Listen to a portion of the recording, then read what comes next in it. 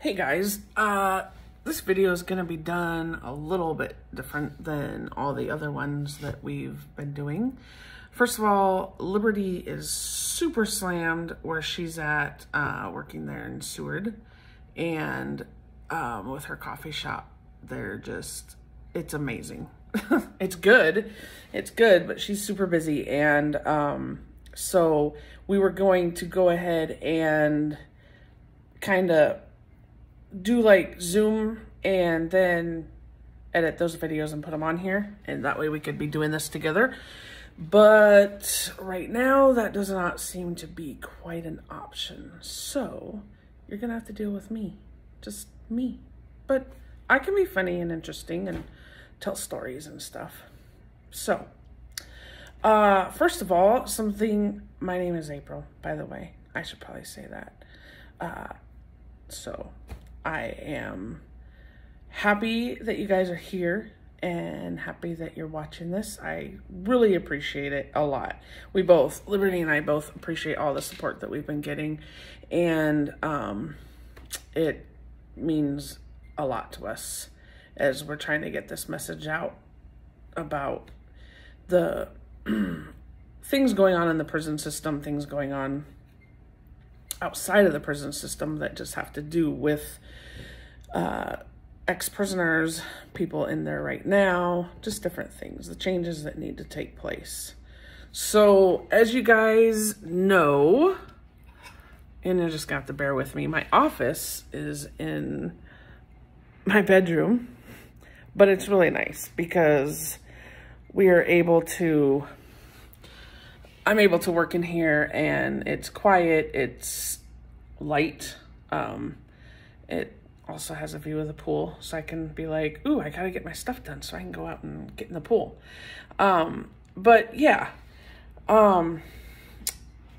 something that just recently happened, as many of you probably are already aware, is that, ta-da!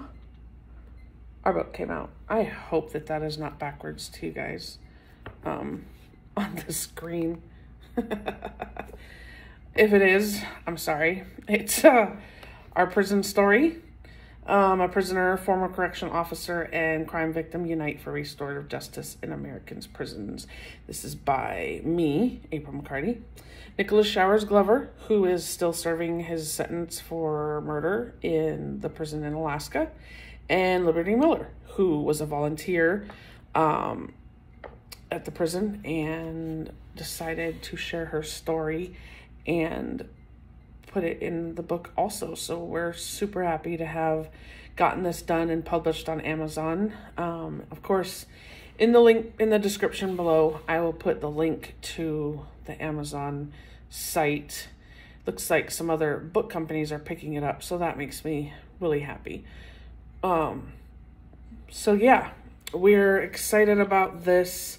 We want to get the message out to everyone, and a lot of people don't know about prisons. A lot of people don't understand what goes on there. I think a lot of people have the idea of what they see on television, and some of it's, true to life. It can be brutal, it can be violent, it can be a very harsh place to try and survive. Prisoners make weapons. We used to have, up where I worked, we had a whole case that was a glass case, and whenever we found a weapon that was like, oh, this is like a serious weapon, or just tattoo guns that were well made, different things like that, escape implements, whatever it was, hiding places in books, different things like that. We'd put them in the case up there, and it gets pretty interesting when you would look at that, just be like, wow, and this is only a fraction of what we find. But I will tell you, so it's funny, as I was working there, I would have people that would say, man, we're so far behind the US.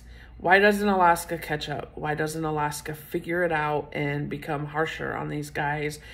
Down there, they walk around with guns on the catwalks, and those guys are taught what they, you know, they're stationed. They're, you know, those prisons down there, they don't get as much stuff. Life is horrible for them. And at first I kind of went along with that. I was like, yeah, why aren't we doing that? Look, we're in here. These guys get Xboxes, they get televisions, they get, you know, this timeout, these weight machines, they get to play basketball, they get to have a nice big running track and a big old grassy field, and they get to go and make things in hobby shop and just all these things. But even as I was thinking that thought, I was thinking, yeah, but those prisons down in the States that you're talking about, they all wear stab vests. Like, you don't go to work without a stab vest on. And at our prison, it was pretty rare for someone to wear a stab vest. We had 1 or 2 people who felt it was necessary. And of course, at first I thought, I'm going to buy a stab vest. And after time, I realized we walk in among all these guys. We talk to them. We deal with the different moods that they get into, waking up crabby or something bad happened. You know, they got a letter and their girlfriend broke up with them, their wife divorced them, something happened to their family, a family member died or something. And I learned that our most important tool is not our stab vest. It's not our OC. It's not our guns that we have in the different strategic places. It's our verbal communication. And yeah, we don't need to be walking around on catwalks and taking everything. We've already seen what happens. Really, in a way, because we had direct supervision at the prison I worked at, and you could mentor these prisoners once you establish that rapport. I realized, in a way, we're farther ahead than a lot of the prison systems. Now, some of the prison systems down in the States are catching on. Colorado, where Dean Williams actually just got another term as, or what is it? He was put in as the commissioner for another, I think 2 years. Maybe it's 4. I'm not sure. But anyway, he went over to Norway and saw their prison system and saw that the officers are mentors in there. They still have authority, but they're mentors. They're trying, they have a vested interest into what the outcome of these prisoners' lives when they leave prison, you know, what that outcome is. And actually, it's interesting. They're super highly respected in the community, and the violence rate is much, much lower. And so anyway, Dean Williams brought some of that back and wanted to implement that. Alaska DOC said, no way. After, I don't know. It was just, a lot of people fought against it. It was like, no, we want violence. This other stuff isn't going to work. And yet, the interesting thing that I heard was, well, that's Norway. They're different. Those are different people. This is Alaska, where I was. It's because they're like, they don't have the huge gangs, and, you know, just they're a lot more tied to family and stuff. Those are excuses. Those are excuses for something that went against the beliefs that they've been pretty much told over and over in different trainings, and just the ideology of the prison system, that these guys don't deserve it. So that's where it stops. They don't deserve it. It doesn't go into the whole idea of, well, what are these guys going to come out like? How are they going to move into your neighborhood? Angry because we took everything and didn't help them out because, hey, our own kids don't get free college scholarships or, free college education. Why should these guys? Well, sure, make them earn it, make them work for it. But again, how do you want them coming out of prison? Because right now, most guys come out of prison and they hate law enforcement even more. And they're more violent and they're more angry. And they then also have this thing where I will never go back to prison again. But it's not, I've changed my ways. It's, you chase me and I'll try to kill you, or I'll end up killing myself.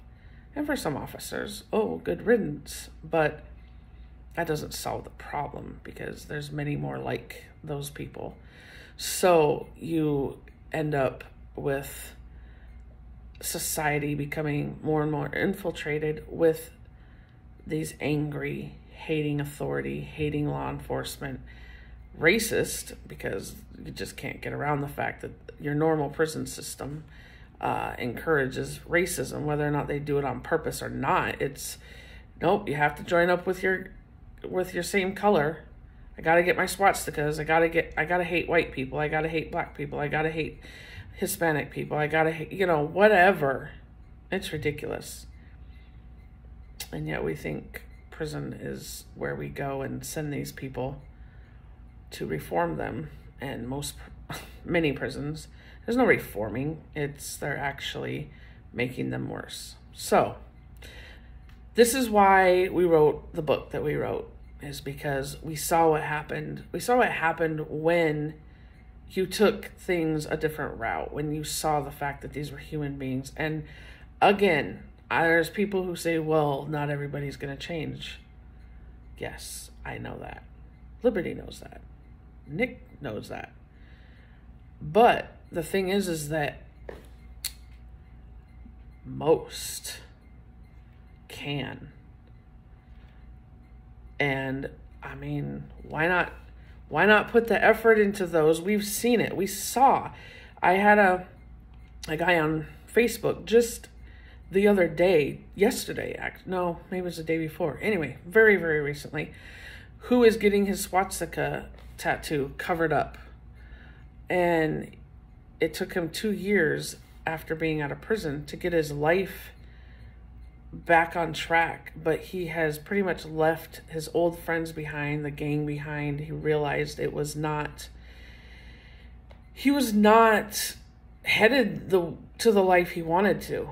He was headed towards being back in prison. And I know he's one of the guys that I would talk to, my wife would talk to. In fact, the very last time I talked to him, before he got a hold of us when he got out, was through a trace lot in the segregation unit.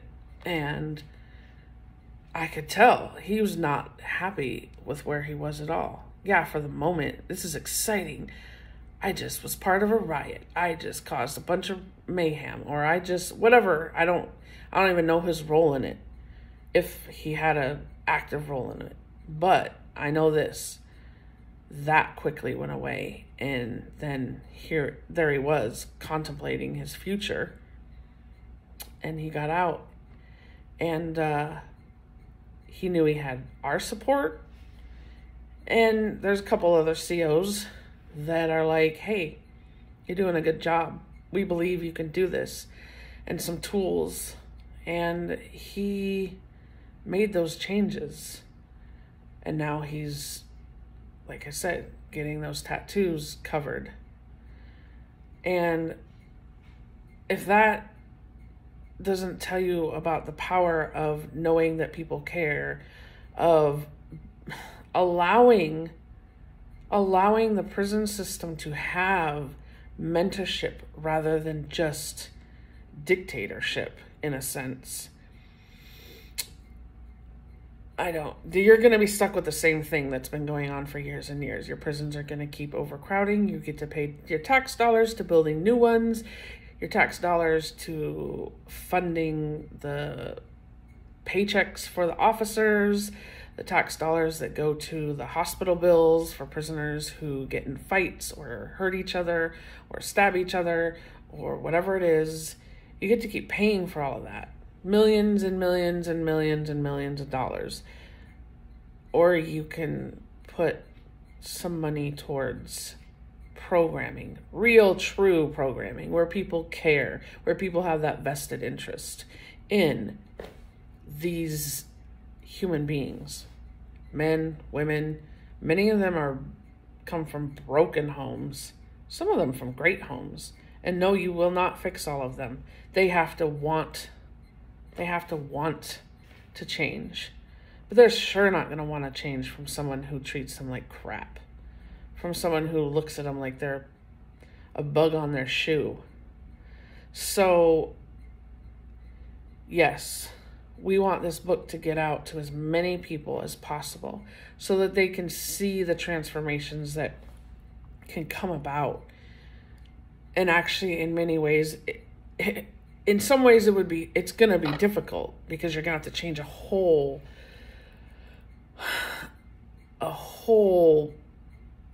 idealism that's been involved in the prison system for years and years and years and years. But it's also not that hard. There's programs that can be done. There's people that would offer their time. I would love to be able to go into the prison that I worked at before and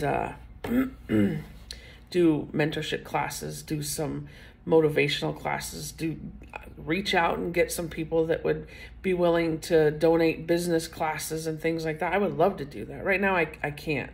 I'm not, well, part of it is I'm in Texas, but part of it is my wife and I are not allowed into the place we used to work at to visit prisoners. It's